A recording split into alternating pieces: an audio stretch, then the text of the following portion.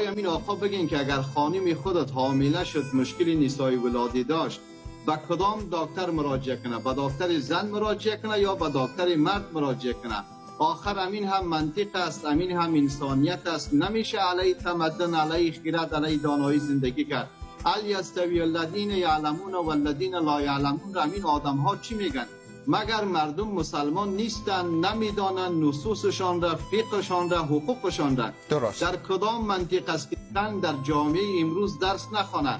یک زن اگر درس نخوانه نسل تاریکی مثل طالب را به بار میاره و فاجعه آمیز است در جامعه افغانستان. اصلا اینها با منطق جور نمی آیند. نه اهل دینن که با دین بحث بکنیم و نه اهل خرد و مباحث امروزین. جهان در حیرت رفته، جهان اسلام در حیرت رفته که با یک گروه جلب، یک گروه تاریک چگونه بنشینند و حرف بزنند تا زمینه انسانی را برای آدم ها فراهم